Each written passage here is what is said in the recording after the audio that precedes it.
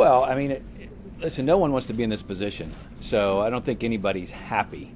Again, we're pleased to be at the end of the process, and we're forward-facing and ready to move forward. We've learned a lot. Some mistakes were made. We corrected some of those along the way. We still have some more things to implement, but we're pleased that it's finished. Rob, back here. Tom Ward, KBL TV. You said at the time when Chip left for Philadelphia, you didn't feel like it was your sense that he wasn't trying to stay like kind of one step ahead of the law based on the NCAA's verdict, what you call it. You still feel that way, and also now talking to your coaching staff, do they feel relieved to have this over with? Because I know there's probably some negative recruiting that goes on from other schools, like saying basically they're going to drop the hammer on Oregon, that kind of thing. Right. Again, we're pleased to have the facts out there because there was plenty of negative recruiting, obviously in football, but in other sports as well. So we're pleased to have the facts out there. On the first part of your question, again, I mean, Chip's a straight shooter. He reiterated again today that this played no part in his decision to go to the Philadelphia Eagles, and I certainly believe that. Rob, do you think that today's decision was fair? Again, I think it followed the facts. I'm not going to be a judge of fair or not fair. Again, I think it fits with what the facts were and what the facts have been all along. The sticking point over the use of scouting services in 2008, 2009 seems, relatively speaking, to be kind of a minor point. Could you guys have conceded that and gotten this over with a year ago or anything like that? Well, no, it was a part of the summary disposition, so I think that was there. But at the point when you're going to a hearing, and you're going to all the allegations are going to be put on the table, we took a different stance. But even in the summary disposition, weren't you guys arguing those were secondary violations? We certainly felt they were different based on the rules at the time, but it was never. I don't think that was a factor in whether it got summary disposition or not. Rob, ACI TV. What was your initial reaction when you saw the sanctions that you were going to get? Surprised at all? No, again, I mean, I've been aware of the facts for a long time. So, again, I thought they followed the facts. It's what we thought it should be all along. And for those of you that read the summary disposition, it's substantially consistent with what we expected and self-imposed in that process. Rob, Danny from USA Today Sports. Will there be an appeal of this decision? No. And also, what do you think the outcome of this does for Coach Kelly's legacy here at Oregon? I don't think it changes anything. We had the good fortune to work with Chip. He fully cooperated in all this. You saw his statement today. I think that's very genuine. In fact, he and I had a conversation that's very consistent with the statement today. So, he was a great coach. He was committed to compliance, and so I think that will be his legacy. Did you have a chance to talk to Mark about this? I talk to Mark every day, so yeah, we certainly talked today. Really, Mark's thing, our conversation was about what can he do and what does he need to be doing to make sure that we're aligning appropriately with what we said we're going to do and how we're going to make the corrections.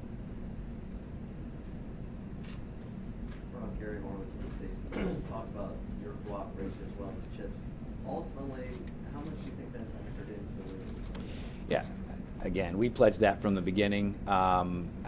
I'm probably not the right person to answer that. It certainly was noted by the enforcement staff in the summary disposition and again reiterated in the final report. So we thought it was the right thing to do. We pledged it from the beginning and we were committed to it. Mark and his coaching staff might be in a better position to assess this, but since you're up there, maybe you can tell us the loss of scholarships, the penalties that were instituted. How do you think that will affect this football program? Well, the penalties are in place to impact the program, and they will impact it.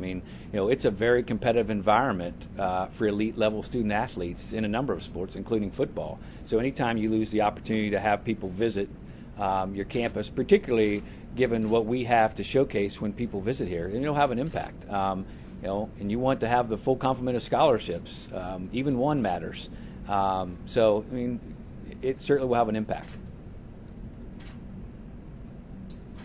Mike Glazier's experience dealing with cases like this, there's obviously a monetary value that's been assigned to that experience, but could you put in words to what extent you feel like this experience aided you guys in this process? Sure. It was a lengthy process. This went on for 2.5 years. And it's complex and takes a lot of twists and turns, and it's unique. Not everybody's been through it.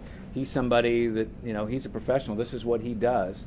And he was a tremendous resource for us in understanding exactly how it works and understanding, what we need to be doing at certain points in the process. So, we're fortunate to have him on our team. And, hey, anytime you deal with complex matters, it always helps to have an outside counsel, again, somebody who's an expert who can give you advice, who's not so close to it every single day. He was paid for just out of your normal budget? Well, we pay an overhead fee to the university for some central services, so half of it was paid from there and half of it was paid directly by us.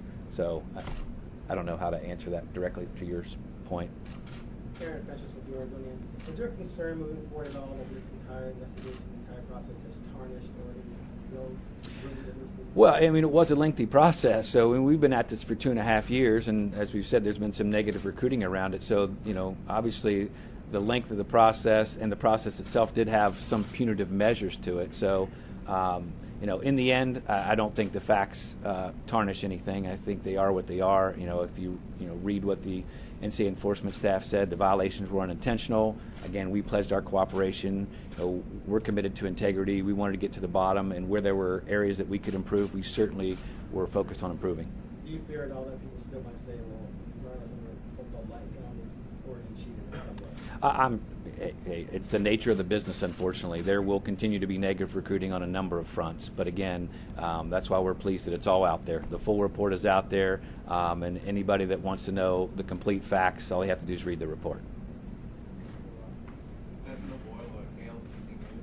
you foresee moving forward from this any policy changes in recruiting services at all? At the institution's perspective or from the NCAA perspective?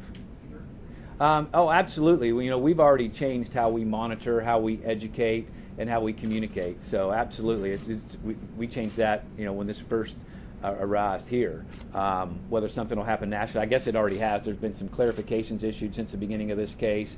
The NCAA now produces a certified list of recruiting services. So I think those have already started to happen. Curious about with Ohio State being found out of compliance and investigation of the USC and Auburn before, is just being a high-profile program now making you a target in that respect? Do you think that this is just kind of a one-and-done thing, and that this is not just the landscape of college sports? Well, we certainly expect it to be one and done. Again, this is we don't want to be sitting here facing this again. We are not interested in going through another process like this. That's for certain, and we've taken steps to make sure that doesn't happen. Naturally, the more visibility you have, the more eyes that are on you, and the more issues can arise, of course. But that's not the driver for us. We don't want to be here again. The Daily Emerald. Can you talk about the new compliance director and what role is going to be going forward? Yeah, we announced a new chief compliance officer last week. She'll be on board here end of July, early August, and she's exactly that, chief compliance officer. But it's important to note that compliance isn't the responsibility of just an office or an individual. It's the culture. It's the culture that you create. It's the responsibility of everyone in our department, of people associated with our program, and that's what we've built here over the last couple of years, and we'll continue to build upon. Hitting off that, to bring that up, when you got here, you kind of came midstream. Did you find a culture that you thought needed fixing in that? Again, I think I've mentioned this several times. While most of this occurred before I arrived, I did find a culture of people committed to compliance. Again, it's complex, it's ever evolving, and naturally, there's a number of areas that could be tightened up. Again, we've already enhanced monitoring, we've enhanced education, we've improved communication, and those are always things that we'll continue to work on to reach best practices. It's not something that ever stops. You continue to build. One thing I want to clarify, Chip on signing day in 2012 kind of made a joke offhand. I'm not sure if he was serious or not, that they hadn't used any scouting services that year. I'm wondering, have you used them the last couple of years? We certainly have the last year. I don't know about 2 years ago, but we certainly have the last year, yes. The fans that I've talked to and heard from, the overwhelming sense is relief that you didn't get a bowl. Can you characterize your department's stance on that?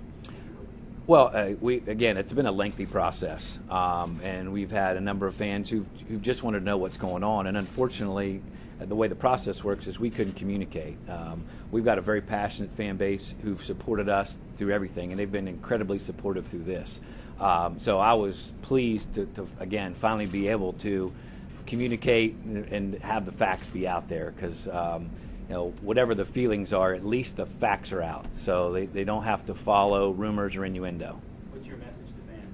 Thank you for all your support and everything, not just in this case, but again, we've got a tremendous fan base who are very loyal, who've helped us build this program, and they've remained loyal, and we appreciate it. So you are relieved you didn't get bowl banned? Again, I've always known the facts. So for me, again, I just wanted to make sure that whatever the allegations were, whatever the investigation found, the penalties matched the facts, and I think it does in this case. What are some specific adjustments that have been made during this process to sort of shore things up? Are there any specific examples you can give of things you still plan to do? Well, yeah, we've done a number of things. We've increased the number of direct communication, really educational sessions from our compliance staff. As an example, we have a monthly coaches meeting. So compliance has a segment on that coaches meeting every month. In addition, monthly, our compliance staff meets with our sports-specific legislation. So that's an example of improved communication. As part of our employee orientation, a compliance staff meets with new employees to lay out the expectations and the culture that I mentioned earlier. These are new things? Yeah, or enhanced. So more frequently, with a clearer purpose. And that's just examples. We have a monthly newsletter. We communicate with boosters, donors in a different way.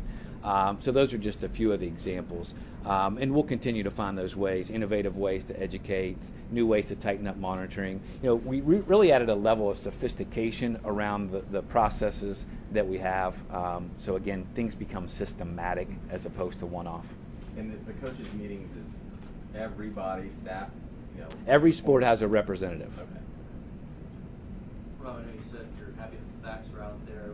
When summary disposition was denied, was there a concern at that point that potentially a bowl ban would be a possibility? Yeah, I mean, at that point we had agreed. The enforcement staff and our staff, had worked very hard to reach the facts and findings. And when we agreed to all the facts, our expectation, obviously, we submitted summary disposition, fully expecting that would be accepted. So when it wasn't, yeah, there was concern.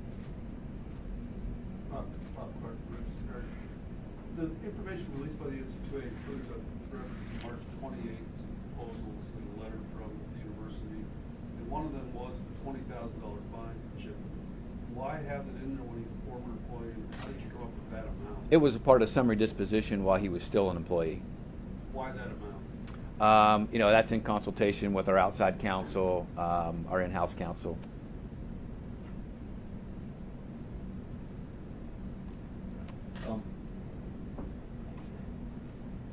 Can you just talk about the experience with NCAA enforcement, which has seen a lot of changes in the past 12 months or so? Were there changes on this case, and what was just working with them like? Well, again, the way the process works is we pledge our support, but I don't get regular, as the athletic director, I didn't get regular communication with them. So my interaction were around specific points. If they talked to me directly or interviewed me directly, or there was some huddle up with our outside counsel around. So I didn't have a whole lot of interaction throughout the process. The staff did change a couple of times in the process. But all in all, again, we thought it was the right thing to do, and it was the right thing to do at the beginning to fully pledge our cooperation. That doesn't mean we agreed with every step in the process, but we were always able to find a way to keep moving it forward. You said you spoke to Chip Kelly today. Did he give you a call? And can you just talk about what he said? Did he express remorse, encouragement? What was his? Yeah, he reached out to me this morning and just wanted to check in and just said glad it's behind us. Sorry we're in this situation, but you guys will be strong going forward. And he did, hey, he's a genuine guy. He was disappointed, of course, but he did apologize and said, let's go forward from here.